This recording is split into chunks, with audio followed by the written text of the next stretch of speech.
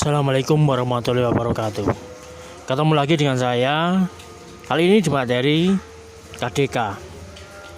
Di pertemuan yang pertama untuk saya sendiri.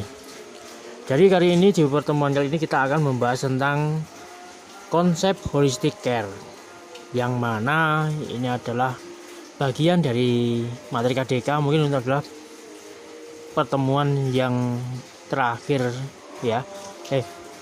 Kedua dari yang terakhir.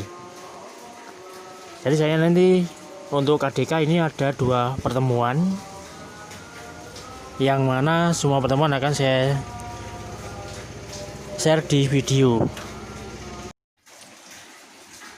Pengertian holistic care yaitu merupakan pelayanan kesehatan dengan lebih memperhatikan keutuhan aspek kehidupan sebagai manusia yang meliputi kehidupan jasmani, mental, sosial, spiritual yang saling mempengaruhi.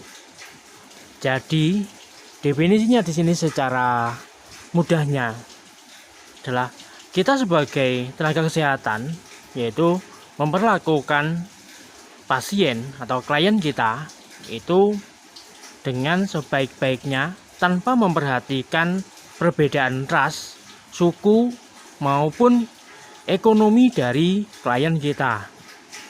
Jadi dengan kata lain atau mudahnya, kita itu memanusiakan manusia. Jadi seperti apapun kondisi pasien kita atau klien kita harus tetap menghargainya, kita harus tetap mengakuinya sebagai manusia, sebagai klien. Kita ada karena mereka ada. Gak mungkin kita dianggap sebagai tenaga kesehatan kalau mereka tidak membutuhkan kita. Mereka akan mengakui kita sebagai tenaga kesehatan karena kita memberikan pelayanan kesehatan kepada mereka. Jadi, di sini adalah saling membutuhkan antara tenaga kesehatan dengan klien. Klien butuh tenaga kesehatan butuh klien. Seperti halnya di pendidikan. Dosen butuh mahasiswa, mahasiswa butuh dosen. Kalau ada mahasiswa, nggak ada dosen, siapa yang akan mengajar? Begitu juga sebaliknya. Ada dosen tapi tidak ada mahasiswa. Terus siapa yang mau diajar? Ngapain juga ada dosen. Oke. Jadi ya seperti itulah konsepnya.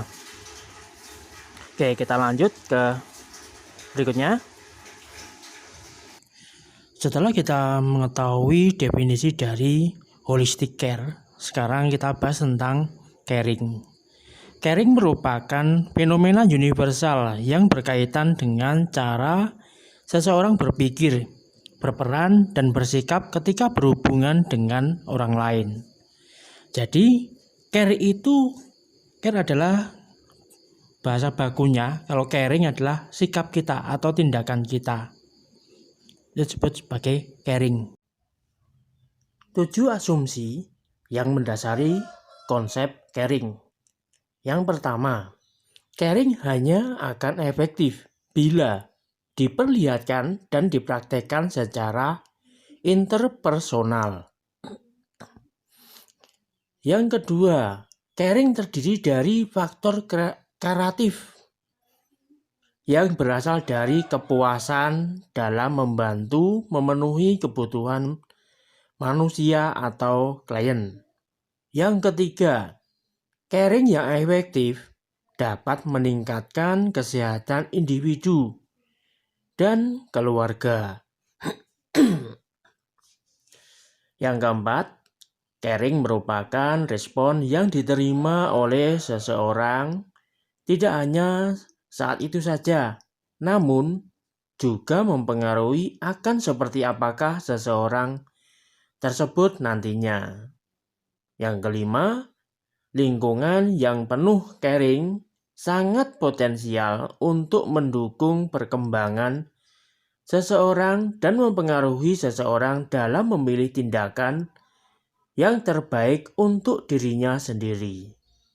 Yang keenam, Caring lebih kompleks daripada curing.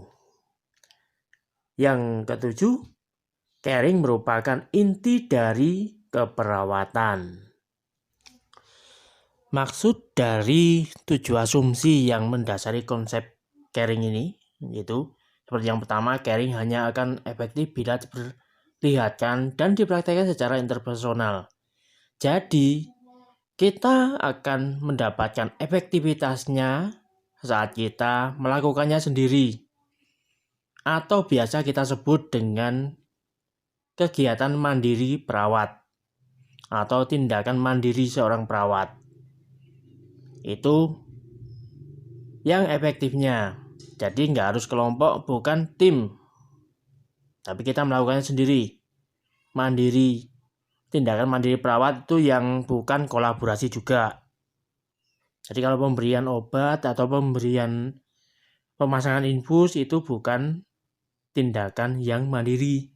Yang mandiri itu kalau kita memberikan HE pada klien misalkan. Terus kita saat ke pasien mau memeriksa ataupun sekalipun melakukan injeksi, tapi kita memberikan terapi secara mental atau terapi secara personal pada pasien. Jadi pasien kita beri motivasi, kita beri health education, itu termasuk dalam kegiatan mandiri perawat. Atau kalau pasiennya sesak misalnya, pasiennya sesak itu diajari teknik napas untuk duduk posisi setengah duduk, posisi semi fowler. Itu kita mengajarkannya itu termasuk kegiatan mandiri seorang perawat. Terus yang kedua, caring terdiri dari faktor karatif. Jadi kepuasan atau membantu memenuhi kebutuhan manusia atau klien. Jadi saat klien merasa puas atas pelayanan kesehatan yang kita berikan, di situ caring akan benar-benar kita dapat caringnya. Jadi kita harus bisa mendapatkan kepuasan dari klien atas pelayanan keperawatan yang kita lakukan. Misalkan saat shift pagi gitu ya, pasien atau kita shift malam gitu ya, pasien baru bangun tidur. Kita tanya, Bapak atau Ibu gimana tidurnya kemarin? Bagaimana tidurnya tadi malam? Apakah nyenyak? Ditanya seperti itu saja, pasien tuh merasa nyaman. Jadi kalau kita memberikan perhatian pada klien, itu klien akan merasa nyaman dengan pelayanan kita dan klien akan merasa puas.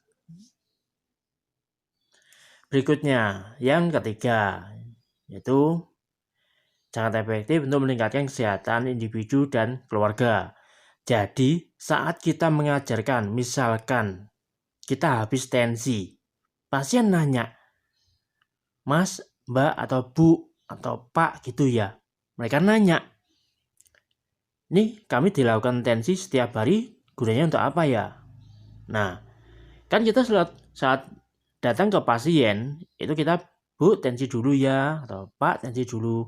Padahal yang kita lakukan bukan hanya tensi, tapi menghitung nadi, terus suhu, dan juga respiration rate atau pernapasannya. Tujuan kita menjelaskan kepada pasien saat kita melakukan tensi untuk mengukur tekanan darah pasien. Terus, kenapa harus diukur? Karena untuk mengetahui ada kenaikan atau penurunan. Kalau pasien mengelak juga masih ada yang biasanya nanya, saya nggak punya darah tinggi, kenapa harus ditensi tiap hari?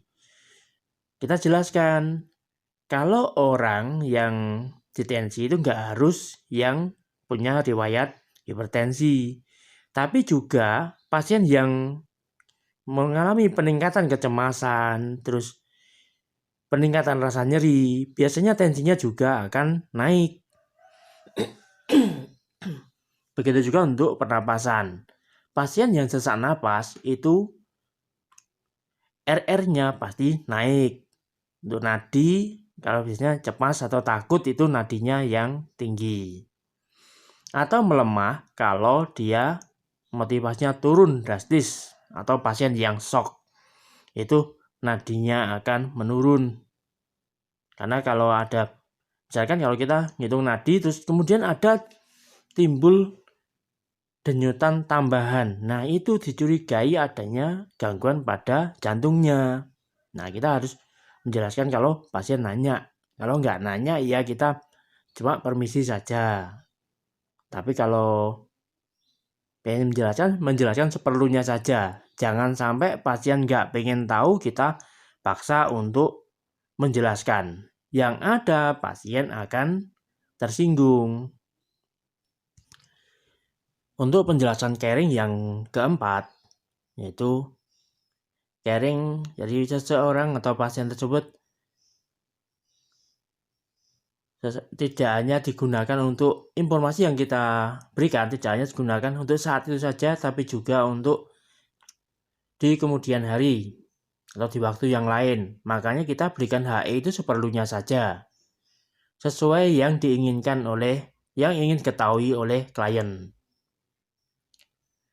Dan apapun yang kita ajarkan itu akan mereka simpan dan mereka akan menjadikan apa yang kita ajarkan itu menjadi pedoman mereka untuk masalah mereka untuk selanjutnya. Misalkan pada pasien DM, kita menjelaskan yang boleh dimakan dan yang nggak boleh dimakan oleh pasien tersebut. Misalkan gini, mereka nanya boleh nggak makanan manis? Kita menjelaskan, misalnya bilang boleh. Nah, itu akan terbawa terus sampai kapanpun. Jadi kalaulah kita bilang boleh pun juga ada makanan-makanan tertentu yang boleh dan ada juga yang enggak. Misal kita menggunakan, kalau buah-buahan yang boleh dimakan apa? Ya seperti apel boleh, tapi nggak boleh banyak-banyak. Jangan terus-terusan apel, terus yang ada juga akan naik juga gulanya. Gitu. Begitu juga kayak makan pisang. Pisang yang boleh itu adalah pisang yang kepok, tapi harus dinanak dulu, dimasak seperti nasi itu. Nah, itu yang boleh. Kalau yang nomor 5 udah jelas ya, kalau lingkungannya lingkungan yang caring itu ya. Jadi banyak yang perawat yang paham benar dengan caring, karena kita akan tahu apa yang harus kita lakukan. Terus kalau yang keenam ini caring lebih kompleks dari curing. Kalian tahu curing itu apa? Curing itu adalah memberikan obat. Kalau caring adalah memberikan perawatan. Dan caring di sini kita itu tugasnya lebih banyak, lebih tertata atau lebih kompleks, lebih lengkap. Kalau caring kita hanya memberikan obat saja, kita nggak peduli dengan, kalau curing ya maksudnya, kalau curing itu kita nggak peduli nanti semalam tuh pasien bisa tidur apa enggak, sekarang itu pasien baru bangun atau memang nggak tidur sama sekali. Tapi kalau caring, kita benar-benar memperhatikan semua yang dirasakan dan semua yang dibutuhkan oleh klien. Terus yang ketujuh, caring merupakan inti dari keperawatan. Emang benar. Karena caring di sini, caring itu adalah dasar atau utamanya seorang perawat. Jadi kita kalau nggak melakukan caring, kita bukan perawat. Paham mas ya? Seperti dulu, kita lanjut ke materi, ke slide berikutnya ya.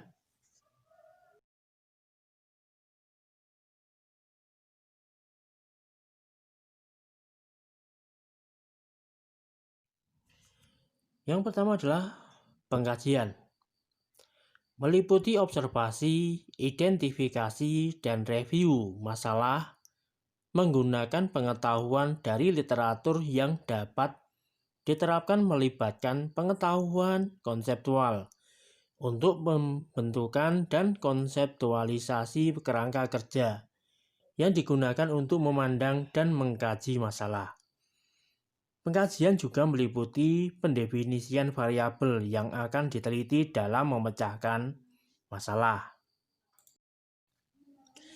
yang perlu dikaji oleh seorang perawat, yaitu pertama adalah lower order needs atau biophysical needs, yaitu kebutuhan untuk tetap hidup meliputi kebutuhan nutrisi, cairan, eliminasi, dan oksigenasi.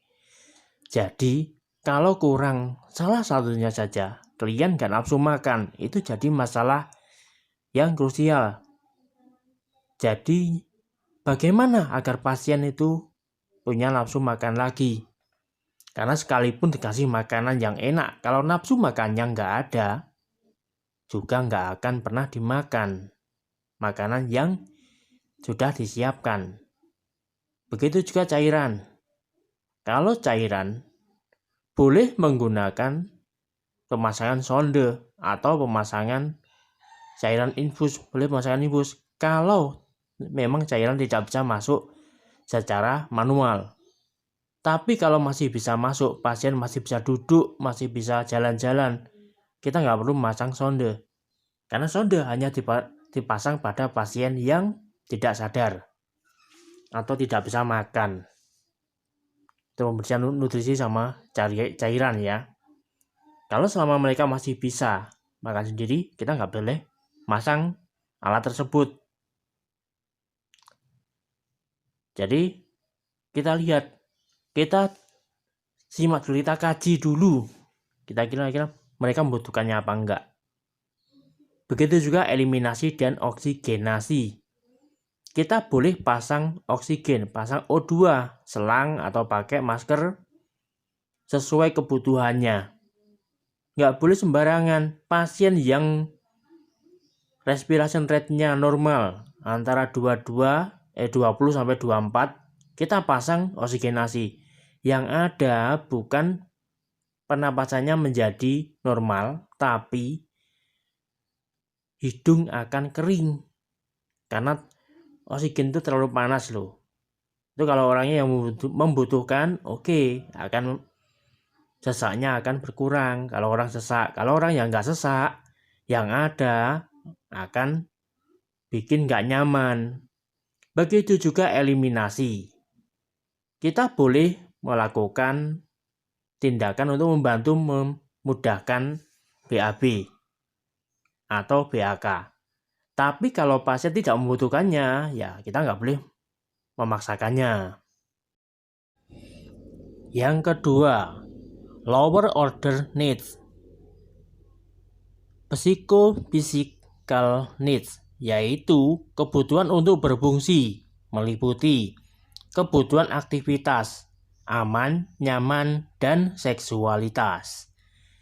Kapan kita akan memberikan kebutuhan aktivitas kalau klien benar-benar membutuhkannya? Misalkan, klien yang habis operasi karena KLL, biasanya mengalami patah tulang. Di situ, kita memberikan kenyamanan pada klien untuk beraktivitas.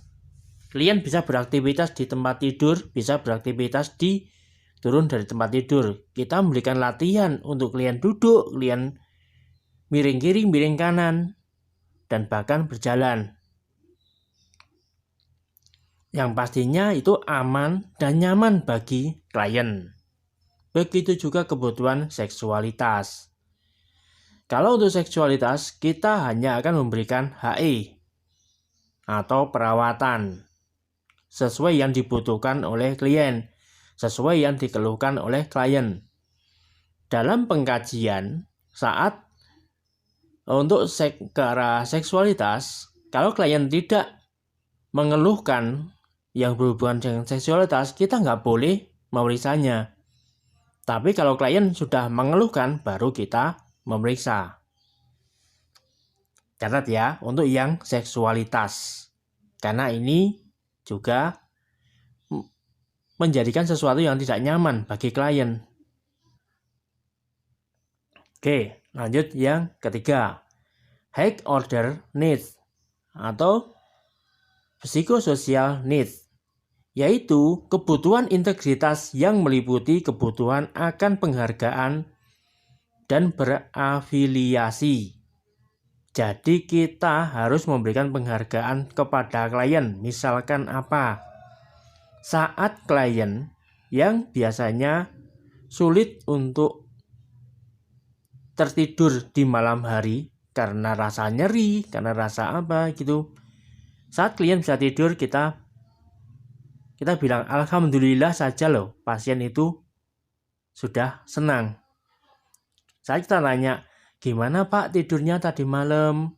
Kan biasanya pasien nggak bisa tidur ya, kita tanya gimana tidurnya tadi malam. Klien menjawab, ya alhamdulillah bisa tidur walaupun sebentar, cuma 1 jam. Kita jawab dengan jawaban alhamdulillah. Alhamdulillah. Atau kalau yang non muslim menjawab, syukurlah Pak, sudah ada peningkatan, bisa istirahat tadi malam walaupun sebentar. Setidaknya itu jawaban seperti itu adalah jawaban yang sangat diinginkan oleh pasien atau klien kita. Oke, kita lanjut yang keempat. Higher order needs atau intrapersonal needs, yaitu kebutuhan untuk aktualisasi diri. Jadi, izinkan atau biarkan klien bertanya. Kalau klien pengen berpendapat tentang pelayanan yang kita berikan, izinkan. Biarkan klien mengapresiasikan dirinya. Karena itu untuk kepuasan klien sendiri, juga untuk dia tuh menunjukkan kalau dirinya ada di situ. Dan kita wajib untuk mengakui keberadaan klien. Oke, next ya ke slide berikutnya. Berikutnya adalah perencanaan. Perencanaan membantu untuk menentukan bagaimana variabel-variabel akan diteliti atau diukur, meliputi suatu pendekatan konseptual atau desain untuk pemecahan masalah, mengacu pada ASCII, serta meliputi penentuan data, apa yang akan dikumpulkan dan pada siapa, serta bagaimana data akan dikumpulkan. Implementasi merupakan tindakan langsung dan implementasi dari rencana serta meliputi pengumpulan data. Ini adalah tindakan untuk apa yang sudah direncanakannya tadi. Berikutnya evaluasi. Merupakan metode dan proses untuk menganalisa data, juga untuk meneliti efek dari intervensi berdasarkan data serta meliputi interpretasi hasil. Tingkat di mana suatu tujuan yang positif tercapai dan apakah hasil tersebut dapat digeneralisasikan. Jadi, apa yang sudah dilakukan sebelum-sebelumnya akan dievaluasi di sini. Apakah mungkin perlu tindakan ulangan atau langsung lanjut ke tindakan berikutnya. Jadi, itu masuk dalam tahap evaluasi. Kesimpulan teori caring menurut Bassen yaitu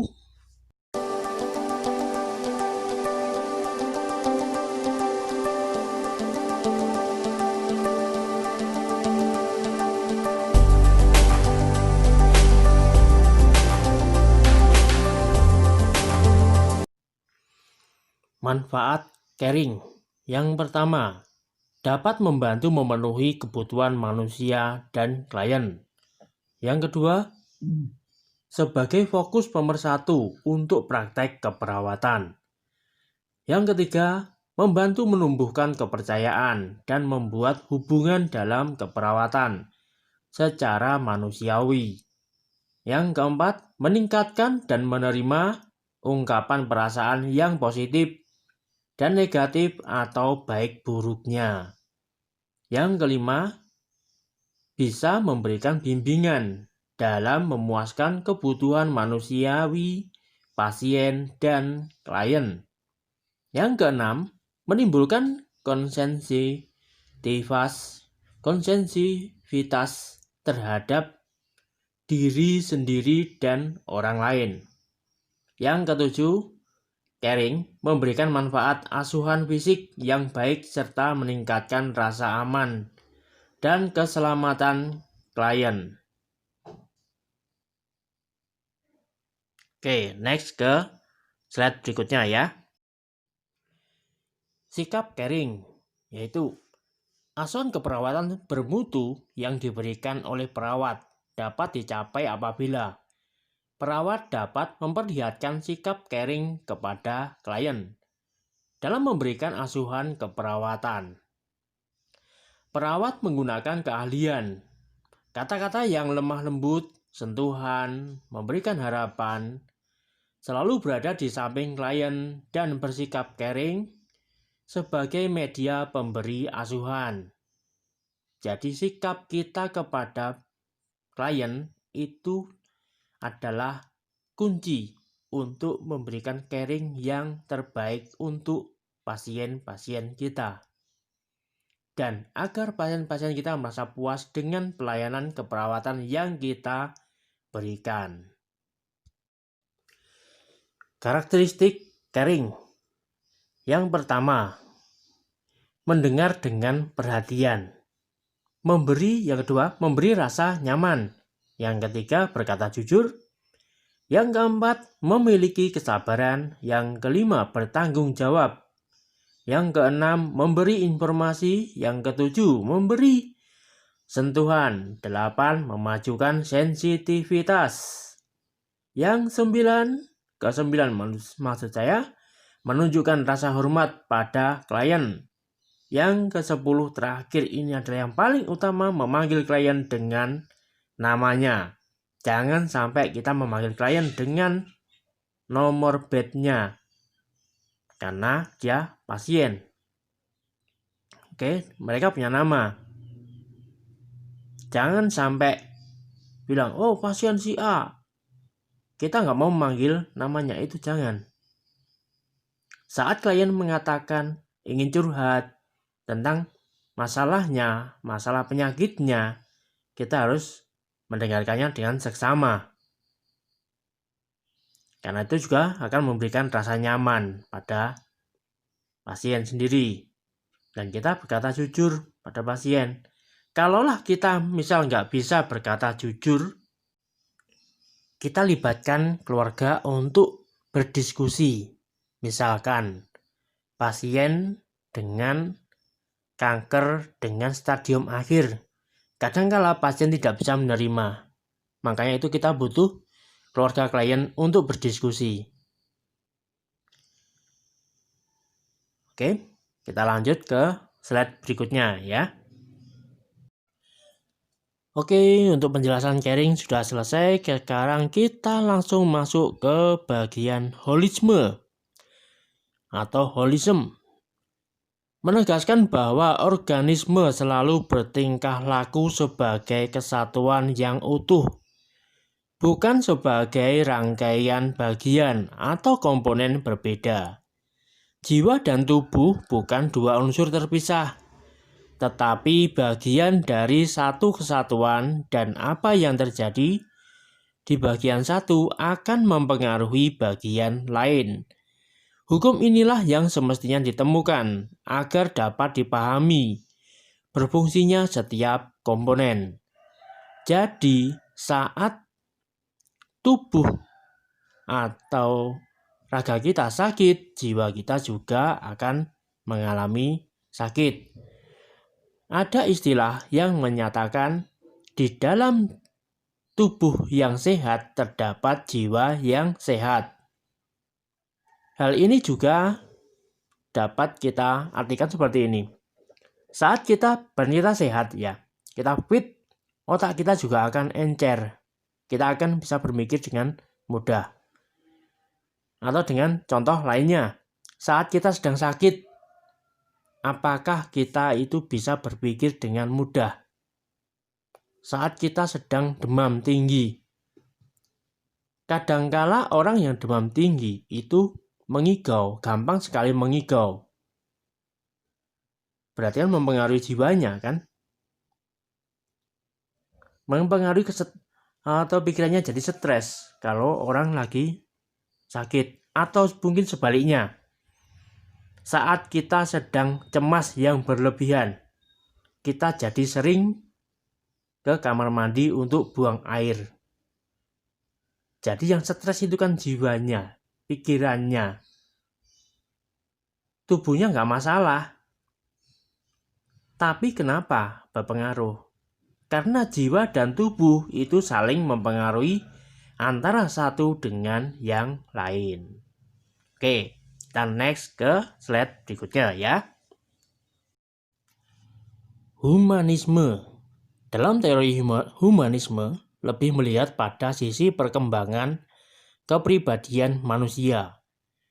Pendekatan ini melihat kejadian yaitu bagaimana dirinya untuk melakukan hal-hal yang positif. Kemampuan positif ini disebut sebagai potensi manusia dan para pendidik beraliran humanisme. Biasanya memfokuskan pengajarannya pada pembangunan kemampuan yang positif. Kemampuan positif tersebut erat kaitannya dengan pengembangan emosi positif yang terdapat dalam domain efektif. Emosi merupakan karakteristik sangat kuat yang nampak dari para pendidik beraliran humanisme. Dalam teori pembelajaran humanistik, belajar merupakan proses yang dimulai dan ditujukan untuk kepentingan memanusiakan manusia, maksud saya. Di mana memanusiakan manusia di sini berarti mempunyai tujuan untuk mencapai aktualisasi diri, pemahaman diri, serta realisasi diri. Orang yang belajar secara optimal. Ciri-ciri teori humanisme. Pendekatan humanisme dalam pendidikan menekankan pada perkembangan positif, pendekatan yang berfokus pada potensi manusia untuk mencari dan menemukan kemampuan yang mereka punya dan mengembangkan kemampuan tersebut. Hal ini mencakup kemampuan interpersonal sosial dan metode untuk pengembangan diri. Ditujukan untuk memperkaya diri, menikmati keberadaan hidup dan masyarakat, keterampilan atau kemampuan membangun diri secara positif. Hal ini menjadi sangat penting dalam pendidikan karena keterkaitannya dengan keberhasilan akademik.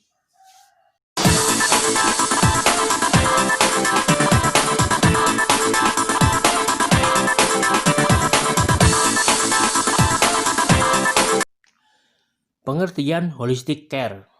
Holistic care memiliki arti menyeluruh yang terdiri dari kata holy dan healthy. Pandangan holistik bermakna membangun manusia yang utuh dan sehat dan seimbang terkait dengan seluruh aspek dalam pembelajaran seperti spiritual, moral, imajinasi, intelektual, budaya, estetika, emosi, dan fisik. Jadi, healthy yang dimaksud bukan hanya fisikal, tetapi lebih pada aspek sinergitas spirituali. Pengobatan holistik adalah pengobatan dengan menggunakan konsep menyeluruh, yaitu keterpaduan antara jiwa dan raga. Dengan metode alamiah yang ilmiah serta ilahiyah, yang mana tubuh manusia merupakan keterpaduan sistem yang sangat kompleks dan saling berinteraksi satu sama lainnya. Dengan sangat kompak dan otomatis terganggunya satu fungsi atau elemen atau unsur tubuh manusia dapat mempengaruhi fungsi yang lainnya. Sejarah holistic care. Sejarah holistik dimulai sebelum istilah holism diperkenalkan oleh Jan Christian Smuts Dan dalam bukunya Holism dan Evolution, holisme saat ini berkembang dalam istilah holistik yang mengkombinasikan penyembuhan, seni, dan ilmu hidup. Holistik populer dengan cepat di tahun 70-an, walaupun istilah holisme diperkenalkan di tahun 1926. Penyembuhan holistik sebenarnya sudah ada jauh di zaman kuno, kira-kira 5.000 tahun yang lalu. Sejarawan belum bisa memastikan dari bangsa manakah pertama kali ia mempraktekkannya. Kebanyakan sejarawan percaya bahwa penyembuhan holistik dimulai di India dan atau Cina. Para praktisi holistik mempraktekkan prinsip hidup sehat lewat penyeimbangan tubuh, pikiran, dan roh untuk menyatu atau harmonis dengan alam. Contoh praktis holistik adalah Socrates yang hidup 4 abad sebelum kelahiran Kristus. Ia menganut pandangan ini dan mengajarkan bahwa kita harus memandang tubuh sebagai keseluruhan, bukannya bagian yang terpisah. Berikutnya adalah perawatan holistik. Semua bentuk praktik keperawatan yang tujuannya adalah membantu kesembuhan seseorang secara menyeluruh. Perawat melihat pasien sebagai manusia secara total, di mana ada keterkaitan antara tubuh, pikiran, emosi, sosial, atau budaya, spirit, relasi, konteks, lingkungan. Makanya ada seorang dokter dulu yang menyatakan penyebab sakit itu kebanyakan karena stres. Makanya seseorang harus kendalikan emosinya untuk bisa tetap sehat. Sebagian besar penyebab sakit itu adalah karena stres yang tinggi. Terlalu banyak pikiran. Itu penyebab yang terbanyak orang menjadi sakit. Oke, kita next ke slide berikutnya. Dimensi perawatan holistik. Dimensi hubungan antara biopsikososial dan spiritual seseorang. Dimensi pemahaman bahwa seseorang merupakan satu kesatuan secara utuh tanpa bisa dipisahkan. Seorang manusia itu butuh biopsikososial. Biologisnya perlu dirawat, psikologisnya perlu diseimbangkan, sosialnya sangat perlu, jadi perlu mengenal orang-orang di sekitarnya dan dikenal oleh orang-orang sekitarnya. Dan setiap orang butuh yang namanya spiritual. Seseorang tetap butuh berdoa, kecuali dia ateis. Cuma sebenarnya ateis pun mereka tuh kebanyakan tanpa sadar juga berdoa. Karena dia punya harapan, semoga nanti saya dapat untung. Saat dia mengusahakan sesuatu, semoga nanti berhasil. Dia bilang semoga, berarti dia punya harapan kepada yang di atas dirinya. Seringkali orang tidak sadar kalau dirinya sedang berdoa. Jadi setiap manusia pasti butuh spiritual. Oke, kita next ke slide berikutnya. Nilai utama perawatan holistik. Yang pertama, filosofi dan pendidikan. Menekankan bahwa asuhan yang holistik didasarkan pada suatu kerangka filosofi dan pengetahuan. Yang kedua, holistik, etik, teori keperawatan dan riset. Menekankan bahwa asuhan yang profesional didasarkan pada teori, diinformasikan oleh penelitian, dan didasarkan oleh prinsip etik sebagai petunjuk praktik yang kompeten. Yang ketiga, holistic nurse self-care. Keyakinan bahwa perawat harus terlibat dalam perawatan diri untuk meningkatkan kesehatan dan kesadaran pribadi, sehingga perawat dapat melayani orang lain sebagai suatu alat sebagai proses penyembuhan seseorang. Yang keempat, holistic communication, therapeutic environment and cultural competency, menekankan pada perkembangan untuk memanfaatkan pengkajian dan asuhan terapeutik yang mengacu pada pola, masalah, dan kebutuhan klien, dan suatu lingkungan yang mendukung proses penyembuhan pasien.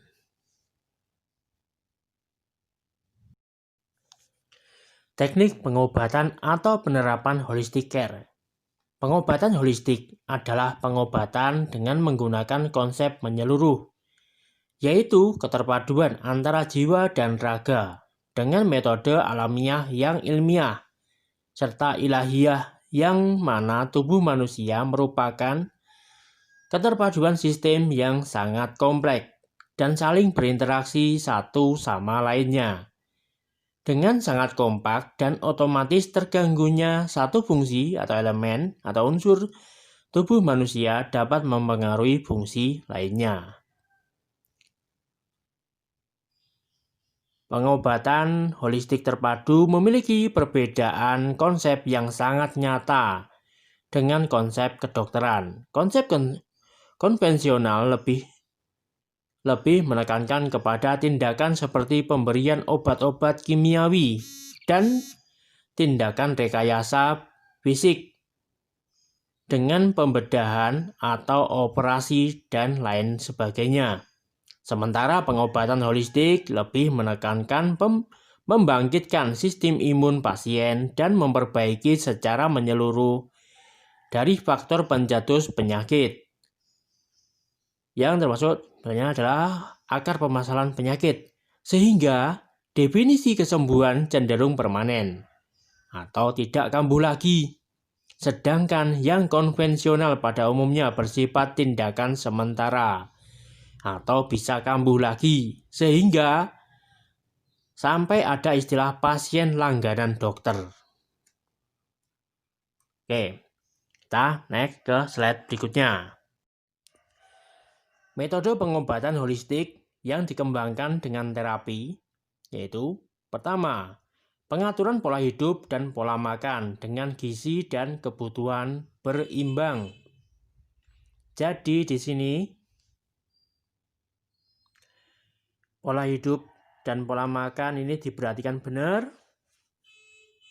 Bagaimana pola makannya, sehari berapa kali? Kalau 3 kali berarti setiap hari harus 3 kali. Jamnya harus sama. Waktunya harus sama. Porsinya pun kalaulah beda jangan beda-beda banyak lah. Relaksasi dengan konsep meditasi penyembuhan. Sebenarnya dalam keperawatan juga ada kok relaksasi yang hampir sama seperti penyembuhan, yaitu pakai teknik relaksasi, distraksi, atau latihan napas dalam, itu juga termasuk dalam meditasinya di keperawatan. Terus yang ketiga, stimulasi otak dengan teknik perangsangan alamiah. Jadi di sini kita direlaksasikan, terus habis itu pikiran alam bawah sadar kita diarahkan oleh perawat yang membimbing kita untuk biasanya untuk menghilangkan nyeri ini. Yang ketiga ini stimulasi ini. Terus yang keempat silaturahmi doktrin. Terus yang kelima pancaran bioenergi, pranaisasi. Yang keenam stimulan promotor dengan nutrisi herbal. Jadi kita mengkonsumsi makanan herbal atau minuman-minuman herbal. Yang ketujuh terapi doa dengan kepasrahan mencapai God spot. Kalau yang pernah saya praktekkan ke klien itu adalah mengajarkan teknik terapi. Kalau yang dari muslim itu adalah baca istighfar yang banyak. Cuma bacanya nggak asal baca, tapi harus dalam keadaan wudhu dan menghadap ke arah kiblat kalau yang pernah saya praktekkan. ke klien saya. Jadi kalau biasanya itu istighfar itu boleh diawali dengan sholat taubat dulu kalau muslim ya. Kalau non muslim dia mohon ampun pada Tuhannya sendiri. Jadi istighfar itu adalah memohon ampunan, memohon maaf kepada Tuhan. Jadi kalau saya itu baca istighfarnya cuma astagfirullah, astagfirullah, jadi gitu. Sebanyak-banyaknya minimal 1000 kali. Cuma sebanyak-banyaknya di sini kalau bisa tuh 1000 kali itu urut setiap hari di jam yang sama. Kalau bisa tempatnya juga sama. Oke. Yang ke-8. Hidroterapi dan stimulan alam sebagai pelengkap dan penyeimbang. Jadi ini bisa sambil melihat lingkungan atau melihat pemandangan. Pemandangan yang menyegarkan atau menghilangkan stres itu kalau berdasarkan beberapa penelitian yaitu adalah melihat daun-daunan yang hijau dan menghirup udara yang segar, udara-udara yang masih fresh atau udara di perkebunan, nggak harus ke hutan, kejauhan ya. Di perkebunan bisa, di samping sungai pun bisa, itu fresh itu udaranya. Atau kalau susah, pagi-pagi datang ke sawah, itu udaranya fresh itu. Semua sawah pasti fresh. Jangan ke tempat pembuangan sampah, nanti yang ada malah jadi tambah stres ya. Oke. Lanjut ke slide berikutnya dan simak.